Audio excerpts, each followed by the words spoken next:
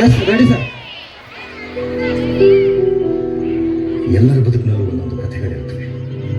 ಮನೆ ಗೋಡೆ ಮೇಲೆ ನೇತುತ್ತಿದ್ದ ಚಿತ್ರ, ಮುಖದ ಮೇಲೆ ತರಚಿದ ಗಾಯ, ಹಸಿವಾಗುತ್ತೆ ಅಂತ ಹೇಳೋಕ್ಕೂ ಮುಂಚೆ ಮಾಡಿದ ತಿಂಡಿ, ಚಳಿ ಜ್ವರ ಬಂದಾಗ ನಿನ್ನ ಅಪ್ಪುಗೆ ಕೊಟ್ಟ ಶಾಖ, ಸ್ಕೂಲಲ್ಲಿ ಸ್ಟೇಜ್ ಮೇಲೆ ಪಾತ್ರ ಮಾಡುವಾಗ ನಿನ್ನ ಕಣ್ಣಲ್ಲಿ ಕಂಡ ಹೆಮ್ಮೆ, ಕಾಲೇಜ್ ಓದ್ಸೋಕೆ ನೀನು ಪಟ್ಟ ಪಾಡು, ಕೆಲಸ ಸಿಗದೆ ಮನೇಲಿ ಸೋತ್ ಕೂತಾಗ ನೀನು ಆಡಿದ ಧೈರ್ಯದ ಮಾತುಗಳು, ಈ ಪ್ರಪಂಚದಿಂದ ನನ್ನನ್ನು ಕಾಪಾಡೋಕೆ ನಿನ್ನ ಹೋರಾಟ, ಎಲ್ಲವೂ ಕಥೆಗಳೇ.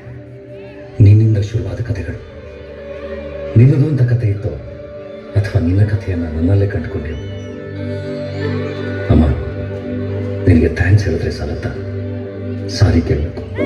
ಮಾತು ಕೇಳ್ತಿದ್ದಕ್ಕೆ, ನಿನ್ನನ್ನು ಪೆದ್ದಿ ಅಂತ ಎಲ್ಲರ ಮುಂದೆ ಕಿಂಡಲ್ ಮಾಡಿದ್ದಕ್ಕೆ, ನಿನ್ನ ಕಾಳಜಿ ಬಗ್ಗೆ ಕೋಪ ಮಾಡಿಕೊಂಡಿದ್ದಕ್ಕೆ, ನಿನ್ನ ಪ್ರೀತಿ ಬಗ್ಗೆ ಅಸಹ್ಯ ಪಟ್ಕೊಂಡಿದ್ದಕ್ಕೆ, ನನ್ನ ಜೀವನದಲ್ಲಿ ನಿನ್ನ ಬೆಲೆ ಕಂಡುಕೊಳ್ದೆ ಹೋಗಿದ್ದಕ್ಕೆ, ಮೊದಲನೇ ಸರ್ತಿ ನಾನು ಎತ್ಕೊಂಡಾಗ ಅದು ಎಷ್ಟು ಕನಸುಗಳು ಆಸೆಗಳನ್ನ ಕಟ್ಕೊಂಡಿದ್ದೆ, ಪೂರೈಸಕ್ಕಾಗಲಿಲ್ಲ.